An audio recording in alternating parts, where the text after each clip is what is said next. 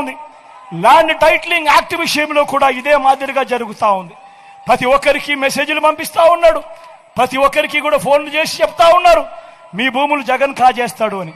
అయ్యా చంద్రబాబు, జగన్ ఎలాంటి వాడో నీకు తెలియదేమో, కానీ ఈ రాష్ట్రంలో ఉన్న ప్రతి పేదకు తెలుసు జగన్ ఎలాంటి వాడో అని చెప్పి ఈ సందర్భంగా చెప్తా ఉన్నా. జగన్ భూములు ఇచ్చేవాడే కానీ జగన్ భూములు లాక్కునేవాడు కాదు నీ మాదిరిగా అని చెప్తా ఉన్నాడు. ఈరోజు అసలు ల్యాండ్ టైటిలింగ్ యాక్ట్ అంటే ఏమో చంద్రబాబు నాయుడు గారికి తెలుసా అని అడుగుతా ఉన్నాడు మీ జగన్. అసలు ల్యాండ్ టైటిలింగ్ యాక్ట్ అనంటే దాని అర్థం ఏమిటో తెలుసా?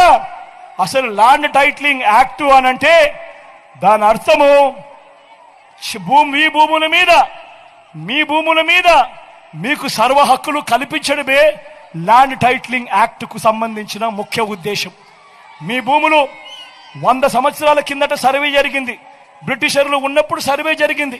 దాని తర్వాత ఏ ఒక్కడు కూడా సర్వే చేసిన పరిస్థితులు లేవు.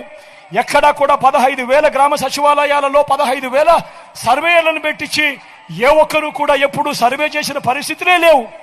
ఆ పరిస్థితులు లేక భూములన్నీ కూడా సబ్ డివిజన్ జరక్క, భూముల కొలతలన్నీ కూడా సరిగ్గా లేక అమ్ముకునేదానికి కొనేదానికి ఇబ్బందులు పడుతూ ఉన్న పరిస్థితులలో ప్రజలందరూ కూడా కోట్ల చుట్టూ తిరుగుతూ, రెవెన్యూ అధికారుల చుట్టూ తిరుగుతూ వాళ్ళకు డబ్బులు ఇచ్చుకుంటూ ఇబ్బందులు పడుతూ ఉన్నారు అని చెప్పి ఈ పరిస్థితిని మార్చాలి అని ప్రతి ఒక్కరి భూమి మీద కూడా వాళ్లకు సంపూర్ణ హక్కులు ఇవ్వాలి అని మొట్టమొదటిసారిగా 100 సంవత్సరాల కింద జరిగిన సర్వేను మళ్ళీ రీసర్వే ప్రతి గ్రామంలోనూ చేయించి వాళ్ళ భూముల మీద సర్వ హక్కులు వాళ్ళకి ఇచ్చేదానికి బౌండరీస్ నాటిచ్చి రికార్డ్స్ అన్ని అప్డేట్ చేసి ఆ పత్రాలన్నీ కూడా రిజిస్ట్రేషన్ చేసి మళ్ళీ ఆ రైతన్నలకు వాళ్ళకే ఇచ్చే కార్యక్రమం జరుగుతూ ఉంది అంటే ఇంత గొప్ప కార్యక్రమానికి చేతనైతే మద్దతు పలకాలి, కానీ దాని మీద కూడా లేనిపోని దుష్ప్రచారాలు ఇవాళ జరుగుతూ ఉన్నాయి.